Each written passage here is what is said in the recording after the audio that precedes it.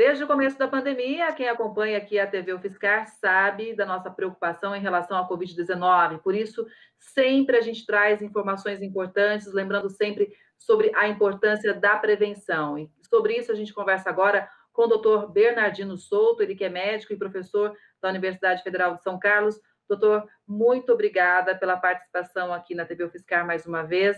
E qual que é o panorama, principalmente em relação a São Carlos, em relação a esse último mês? Pois é, Kelly, a epidemia em São Carlos deu uma piorada nos últimos 15 dias, né? Ela vinha num platô instável de número de novos casos, até com uma queda relativa de mortes entre os meses de outubro e novembro, mas da última semana de novembro para cá, nós testemunhamos um aumento das internações hospitalares, e na primeira semana de dezembro aumentou muito o número de novos casos, e, inclusive, na primeira semana de dezembro, nós já tivemos 67% do número de mortes que tivemos durante todo o mês de novembro. Então, assim, a epidemia continua fora de controle, né? Ela continua em tendência ascendente no município de São Carlos, mas isso não é só São Carlos, o país inteiro e o estado de São Paulo também estão nesse momento. É o que a gente está chamando de segunda onda, mas, na verdade, é a primeira onda que nem declinou e já está subindo outra vez, né? E nós já estamos no Brasil hoje em níveis muito parecidos com os níveis que nós tivemos em maio, junho e julho, foram níveis bastante altos no pico anterior da epidemia. O que está acontecendo em São Carlos realmente reflete o que está acontecendo em outros municípios, tanto é que o número de leitos em UTI voltou, né, a ser ampliado, e muitos com alta taxa de ocupação, né, doutor? Exatamente, a taxa de ocupação entre o último dia do mês de novembro e o primeiro dia, ela teve diferença, ela aumentou, mas a incidência da doença vem retomando a ascendência da curva epidêmica, né? Assim também como no número de mortos. Então, a epidemia está crescente, né? Ela ficou num platô por um tempo, teve uma pequena queda e já começou a crescer novamente. A expectativa que nós temos é que, ao longo dos meses entre dezembro e fevereiro, nós corremos o risco de ter um pico da doença até maior do que foi o que aconteceu em 2020.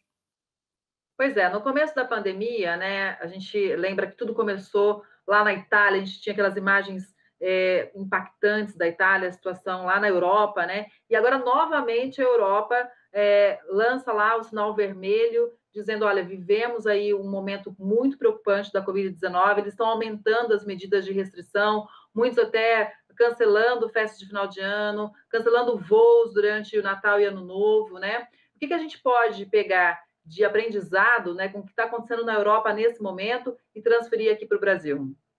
A primeira coisa é o seguinte, é que a pandemia não acabou, pelo contrário, ela está muito forte, com tendência, inclusive, à intensificação nos próximos meses.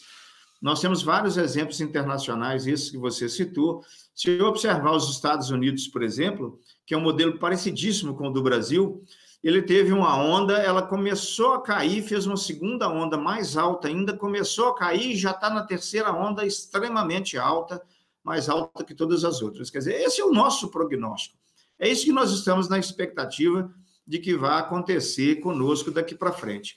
Especialmente porque ainda nós não adotamos nenhuma medida eficaz no país de combate à pandemia e porque também muitas pessoas estão equivocadamente achando que a epidemia está sob controle, está caindo, e estão negligenciando as medidas preventivas, né? Saindo de casa quando não é necessário, às vezes, deixando de usar máscara, não respeitando distanciamento social, fazendo reuniões familiares e festas, indo para barzinho, quer dizer, essa contingência, não é? Ela aponta para um cenário muito ruim ainda em 2021, e nós já temos esses exemplos internacionais que você está mostrando, que nos anunciam isso, né? Então, nós precisávamos acumular o aprendizado do que aconteceu aqui em 2020, né? E o que vem acontecendo nos outros países, para que nós tomemos medidas bastante eficazes contra essa situação que anuncia que poderá ser, inclusive, pior.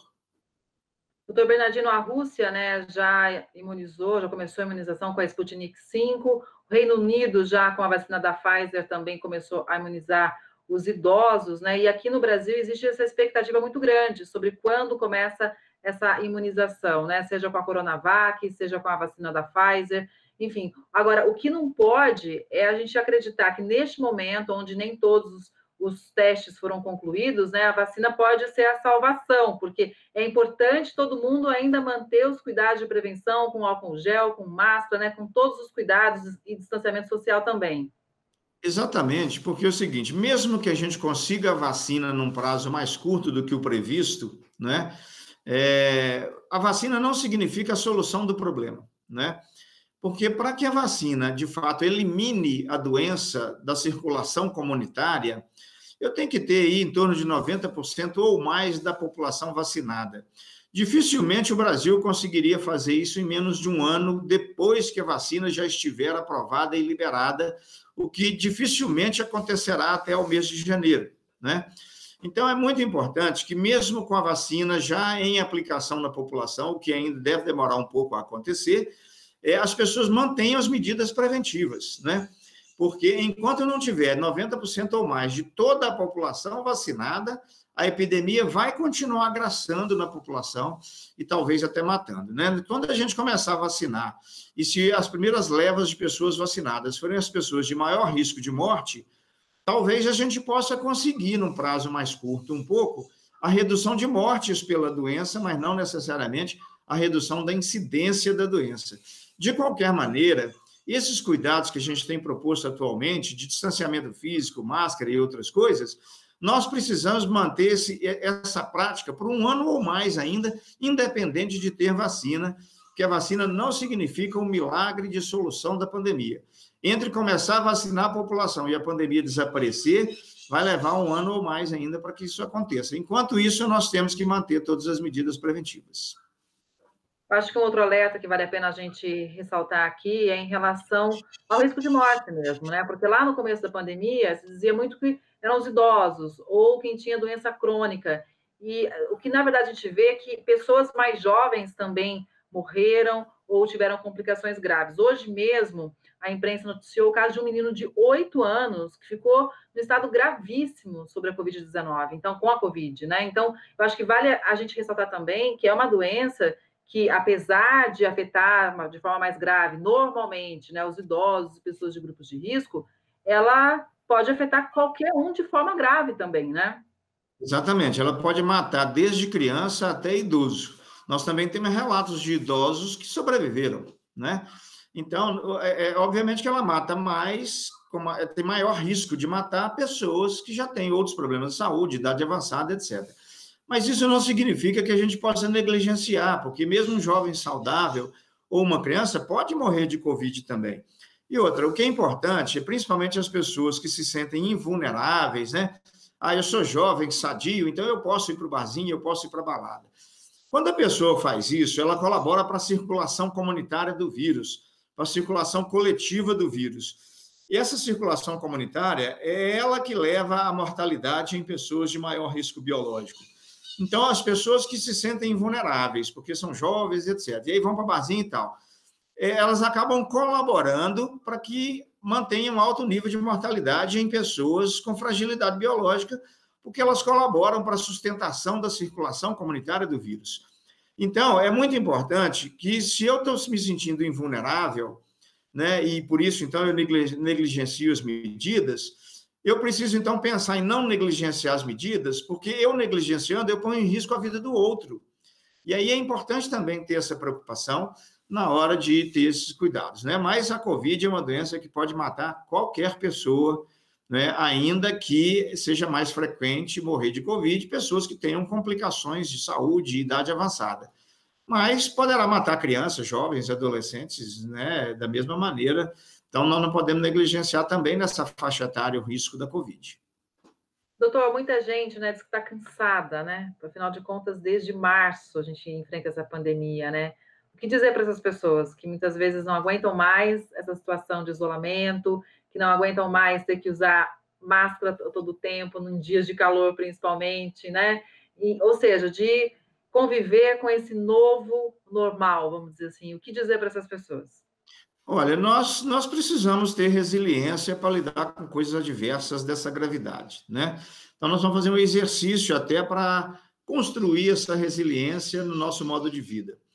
A outra coisa é o seguinte: o único modo de vida possível não é o que existia, nós temos que mudar algumas coisas, criar alternativas, adaptações para um novo modo de viver, porque a natureza é assim mesmo, né? Quem não consegue se adaptar não sobrevive, né? Então, nós precisamos criar estratégias de adaptação de novos modos de vida, novos modos de relacionamento, e aprender a conviver com isso, né? Então, usar o máximo possível os meios de comunicação à distância, né? Se eu tenho um núcleo familiar em que eu estou ali dentro daquela família, né? Fazendo isolamento, todo mundo junto, intensificar as relações ali dentro, né? E não ficar cada um no seu computador, sem conviver, inclusive, dentro de casa, né? Então, as pessoas precisam fazer esse esforço, né? Porque a ameaça representada pela pandemia, ela é uma ameaça grave, ela não é uma ameaça que pode ser negligenciada, né? Então, nós precisamos realmente assim fazer reflexões sobre o nosso modo de vida e sobre o problema que nós estamos vivendo com ele agora, para tentar partir para o enfrentamento desse problema, né? Amadurecer os nossos mecanismos de enfrentamento e mecanismos de defesa, isso provavelmente vai ser uma oportunidade para o nosso crescimento pessoal. Então, talvez as pessoas tentarem relaxar um pouco, fazerem reflexões maduras e reações maduras em relação a esse problema, porque se a gente tiver uma reação que nos coloque em risco de vida, essa reação pode não ser uma reação muito produtiva. Eu sei que não é fácil, mas nós precisamos ter tolerância uns com os outros, apoiarmos uns aos outros, né? Porque há momentos em que eu estou dentro de casa e a mulher fica nervosa e eu preciso controlar a situação. Outra hora inverte, quem fica nervoso sou eu. Então, se a gente puder compartilhar essas coisas, né? Puder, inclusive, compartilhar as angústias, né? Eu ligo para alguém que eu tenho intimidade, coloco as minhas angústias, meus medos, minhas preocupações, compartilho com a pessoa isso me ajuda a aliviar para continuar o enfrentamento, né? Pensar de uma maneira mais solidária, que eu preciso cuidar de mim, cuidar do outro, e cuidar do outro é uma coisa muito prazerosa, né? Uma coisa que faz a gente se sentir bem, né? Então, eu acho que é fazer todos esses movimentos que a gente puder, em busca de reforços, em busca de força e em busca de amadurecimento dos nossos modos de vida e de enfrentamento, na tentativa de sair vitorioso lá na frente, né? Porque nós ainda, infelizmente, temos batalhas para enfrentar.